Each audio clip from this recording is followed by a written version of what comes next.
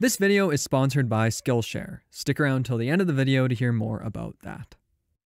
Since the dawn of time, there's been one eternal truth. People like Mario games. So it makes sense that the plumber has dabbled in a number of genres over the years. Specifically in the late 90s and early 2000s, he started digging deep into RPG land with the success of Super Mario RPG and Paper Mario. And you know what happens when something succeeds. You make another one. So what was the next Mario RPG? Well, it would go on to become one of the Game Boy Advance's most well-reviewed games, and it would sell well too. Of course, this is Mario & Luigi Superstar Saga. Personally, the Mario & Luigi series has been a favorite of mine since I was a wee little lad. To this day, I have fond memories of its world, story, battle systems, and, well, you get the picture. I really like this game. At least I say that, but I honestly haven't played Superstar Saga in, I don't know, like 10 years or so? A long time either way. So that's why I wanted to return to it today with a more critical eye than I had back then, to ask, is Mario & Luigi Superstar Saga as great as we remember? Without further ado, let's jump into it. Let's go! In Mario & Luigi, you played as, you guessed it, Mario & Luigi. That's all. Throughout the 11-ish hour-long adventure, you won't encounter a single other party member. So it's all about the brothers. This immediately has an obvious but very important effect on the story. See, these brothers are only fluent in one language. Gibberish. Of course, this means that both the characters we're going to be spending our time with don't say much of anything.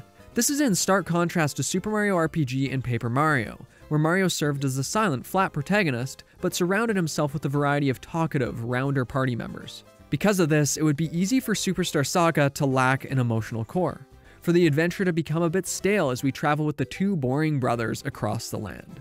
Fortunately though, that isn't a problem at all, because even if the brothers are quiet, they're full of personality. In fact, I think this series easily shows their relationship at its best in the entire Mario franchise. Except for maybe the Super Mario Bros. Super Show.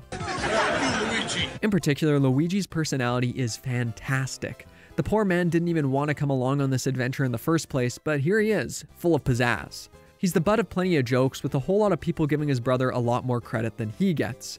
The way he reacts to being underappreciated and really to anything bad that goes on, it's just great. Really, all I can do is show you his reactions. They speak for themselves. Actually, the sprite work in general is phenomenal in this game. The characters' reactions practically pop off the screen. It gives the world a ton of life and charm it otherwise simply wouldn't have. Plus we get Chonky Bowser, and who doesn't like Chonky Bowser? Fortunately, the game's world comes to life in other ways too. And this is probably where I should mention that we aren't in the Mushroom Kingdom. We're in the Beanbean Kingdom now. So there's a whole new land to explore, understand, and get acquainted with. But the characters' first interactions with it are, well, they aren't positive. In fact, there's a whole lot of hostility coming from the Beanbean realm. First off, this rotund fella takes all the bros' coins, only then to tell them, oh, by the way, your conversion rate is absolute crap. And then you've got to run around grabbing coins so we'll get the pure heft of Bowser out of this cannon. Once you get past him though, a whole bunch of guards surround the bros, demanding that they know who they are and what they're up to. Later, when the bros first visit Beanbean Castletown, it's in shambles. Then, when they enter the castle, they're told to fix the plumbing to prove who they really are. On top of that, the very first Beanish person we meet steals Peach's voice and makes her drop F-bombs. All in all, not the most welcoming experience. Really, the Beanbean Kingdom seems pretty hostile. However, it quickly becomes clear that most of this is Cackletta's doing. The guards are on high alert because her minion did something with the prince. She's the one who destroyed the castle town, and she's the one who makes the bros fix the plumbing. This leads into the game's smart but simple narrative throughline. The game has sold Cackletta as a genuine threat to the silly world, and now it's time for the bros to restore it to its former glory. This is clearly shown when the bros save the prince and queen from Cackletta's clutches, but easily my favorite example of Cackletta's twisted influence comes from HooHoo University. Right off the bat, this university isn't looking so hot. It looks like it's about to fall apart at any second. And when the bros enter, things only get worse. Because all these people come swooping on out of there, screaming their heads off like they just failed their final physical chemistry exam and now they're looking at redoing a whole year of their science degree because you made one big mistake. Then it's revealed that Cackletta's transformed all the professors into monsters while she attempts to awaken the Beanstar and have her wishes granted. It gives us a real sense of who she is and what she'd do to this world if left to her own devices. Of course, none of this would matter all that much if the Beanbean Kingdom didn't feel alive, but it absolutely does. The world's pretty tight and compact, but still, the game does a fantastic job of selling it as an actual place. After all, it has a lot of facilities a country would have. There's an airport, a university, labs, a theater, a museum, and more. Beyond that, the variety of citizens and the ancient ruins gives this place an implicit history. This doesn't feel like some kingdom that just popped up yesterday or that's totally disconnected from the rest of the world. No, this land's been around for a long time. I also love that on the top of HooHoo Mountain, there's this telescope that you can look through that gives you a lay of the whole land, showing how things are interconnected. It seems small, but details like this really go a long way in selling this world as an actual interconnected space. Beyond that, the colorful cast of wacky characters elevates this world. There's Peasley, the flashy prince who talks big but doesn't tend to do all that much. Hermie III, a crab with a Christmas tree on his back who just wants some love from the ladies. Rookie, who's totally a new character we've definitely never seen before. These two guys who remind me of Tingle, and that's always a good thing. And you get it, there are a lot of wild characters. There's even Boobser. What more could you want? And how could I forget Fawful? In my mind, Fawful is easily one of the greatest video game characters ever. Or at least the English version is. Because the translators were given loads of creative freedom with him, and decided to just make him as strange as possible. So now he speaks in broken English that mimics a terrible translation. His dialogue frequently makes me laugh out loud and never fails to bring a smile to my face. All this is to say that the game does a phenomenal job of selling its comical story by selling the world itself as a living place. There's so much clear personality here. Without a doubt, when I turn on this game, I know that it's going to charm me, and I know that I'm going to enjoy my time trekking through the Beanbean Kingdom again. I like turn-based combat, but if I'm being honest, by the end of a JRPG or RPG or whatever, I usually get kind of tired of it. But with Superstar Saga, I can say for certain that I've never got tired of its turn-based combat. Much like the other Mario RPGs, this game uses action commands where with time button presses you can deal more damage to foes. This means that the player can't just select an attack and watch it play out. Whether the player is jumping, hammering, or performing bros attacks, they need to be present and ready to pound those buttons. Personally, I love the extra layer of challenge and engagement this adds to the battles. After all, now the game isn't just testing the player's strategic abilities, it's testing their ability to properly pull off a physical task. But the game takes this further than you might expect. Technically, you can get through a whole playthrough of Mario and Luigi while almost never getting hit, because the attacks that are thrown the brothers' way can be dodged. See, the player controls Mario with A and Luigi with B, and they use those buttons to hop over attacks, slam charging foes with their hammer, and so on. Each attack is like a little minigame or puzzle that the player needs to figure out by paying attention to the enemy's body language or some cue that it gives for what it's about to do. Most of them are pretty obvious and easy to figure out, but I was surprised by how, despite my familiarity with the game, I still screwed up dodging them from time to time. Now you might be thinking, wouldn't that make the game really easy? And yeah, you'd be right. By and large, these battles are a cakewalk. That's not just because you can dodge either. Frankly, the battle system is kinda busted. First off, the ability to dodge makes the power stat by far the most important. Basically, without fail, the best option you've got when leveling up is to pump extra points into power. If you do that, you're set for life. Then there are the badges, some of which trivialize combat to a ridiculous degree. In particular, the Mush badge is ripped beyond all belief. See, this badge raises the bros' attack power based on how many mushrooms are in their inventory, which, yeah, that quickly gets ridiculous. Even though I avoided a lot of the optional enemy encounters, using the Mush badge, I still plowed through the vast majority of bosses. In some cases, they only got to attack me a couple times and then it was bye-bye for them. However, I don't really mind this. After all, I could have just not used the Mush badge. Besides, I like challenging games, but I don't need every game to be difficult. Sometimes it's nice to play a simple, easy game that requires my attention but doesn't send me spiraling into a fit of man rage. Additionally, if you avoid as many enemy encounters as possible and just fight the bosses, that's going to help make things a little bit harder for you. Speaking of which, yes, there are no random encounters. Alleluia, thank goodness. No single design decision quite kills my enjoyment for a game like random encounters, and I'm so happy that they aren't in this game. Even so, there is one moment where the game's difficulty curve gets weird. If you've played the game, there's a good chance you know what I'm talking about. The final battle. Okay, so I already mentioned that some bosses barely got to attack me, but Cackletta's soul? Well, Cackletta's soul doesn't care about your feelings. She attacks, and she attacks, and she attacks. I remember getting absolutely destroyed by her as a kid, and she still put up quite a fight now. Personally, I think either she should have been toned down or the other enemies should have been powered up a bit. You know, just smooth out that difficulty curve a little. Regardless of these complaints though, it's hard for me to overstate how much fun I have with this battle system. Reading enemy attacks, dodging, counterattacking, all of it is just a joy. Really, in the face of this battle system's positives, the negative stuff about difficulty doesn't mean much to me, because the battle system has other ways of keeping me engaged that go beyond difficulty. I mean, if you're looking for a game that's going to require you to strategize a lot and really think about every move, this probably isn't the game for you. As for me, well, even while writing this sentence, I kind of just wanted to go back and play another Mario and Luigi game to get another taste of that battle system again.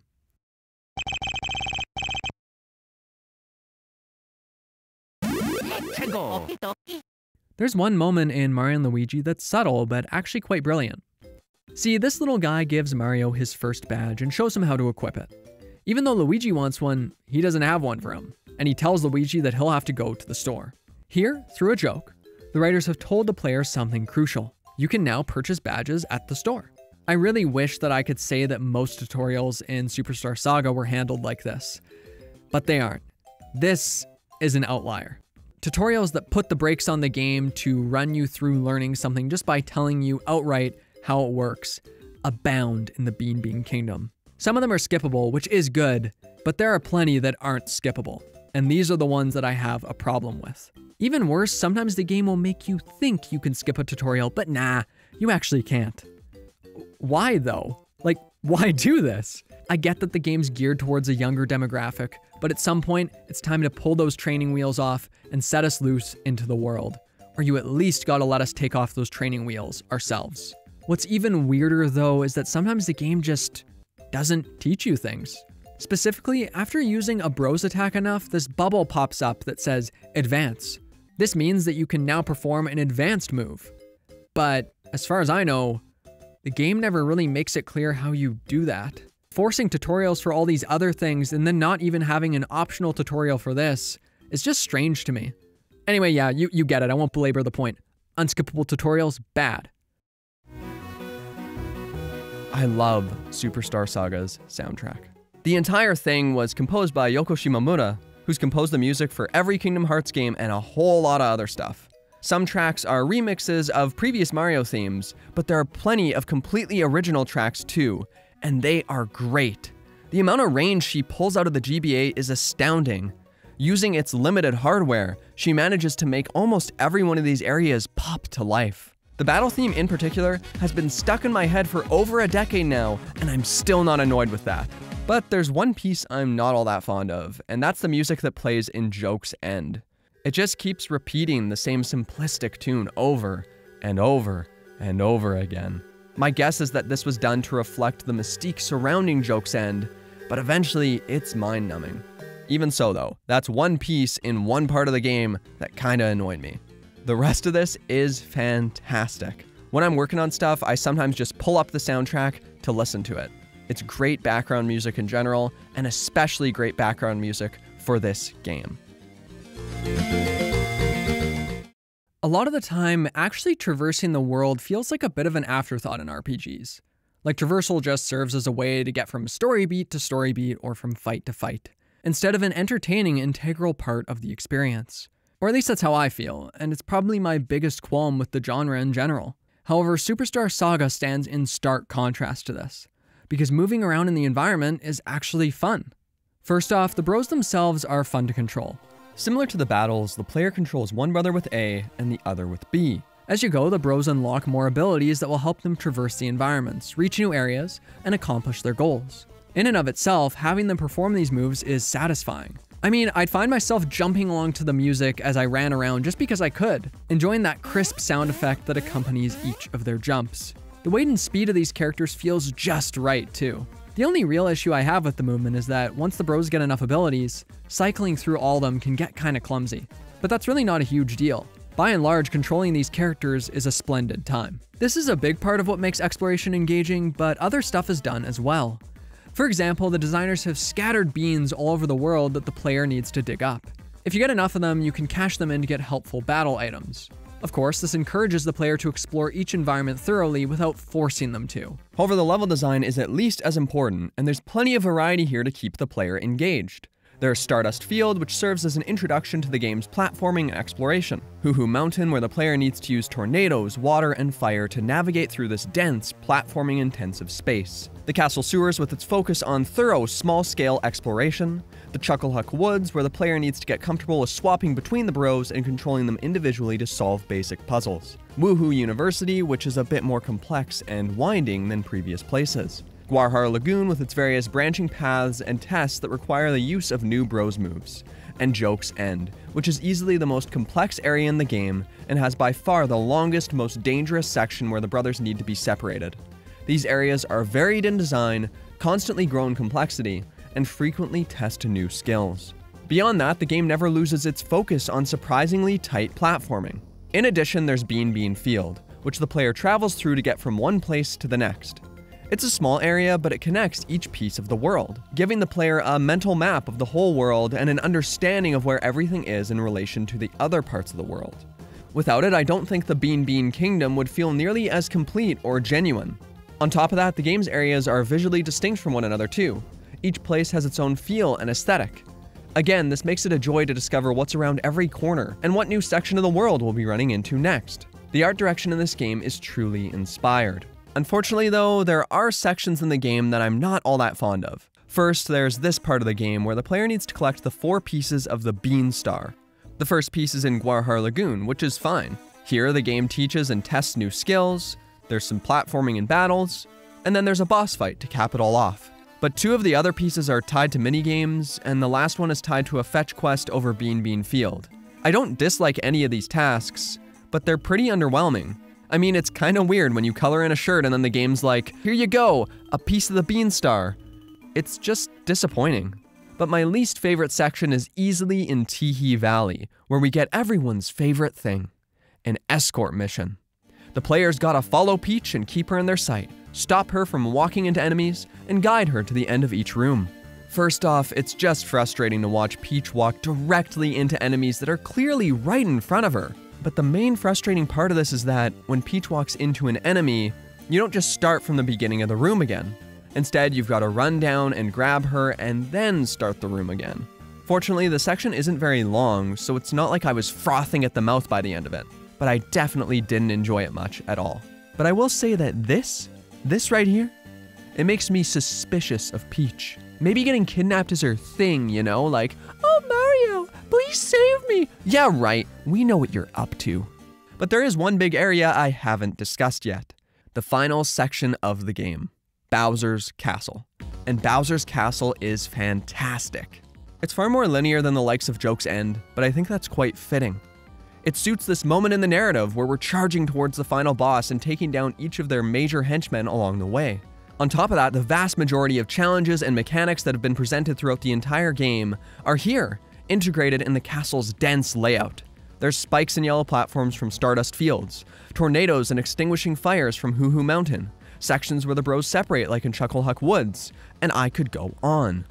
Including all these mechanics encourages the player to reflect on where they've been, on what they've done throughout the entire journey. That, along with loads of tight platforming and mini-bosses, makes this into a phenomenal climax for the whole game. And that's it. That's the end of Superstar Saga. So, is it as great as I remember? Well, my main complaint was that I had some issues with certain sections of the game. Beyond that though, the characters are funny and this world is compelling.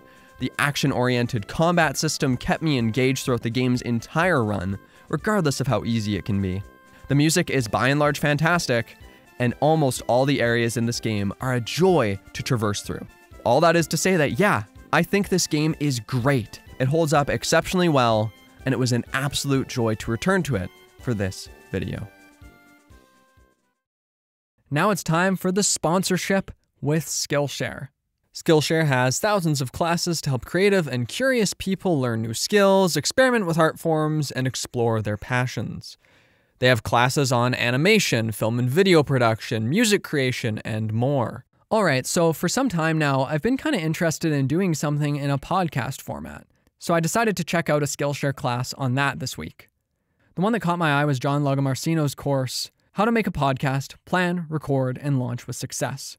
Here he goes through all sorts of info about how to get your podcast ideas off the ground. He talks about planning out the actual podcast itself, structuring each episode, programs and gear you might need for recording it, mixing software and skills, launching the podcast, and more. If you have an idea for a podcast but have been struggling to get started, then I think this is a good course to check out.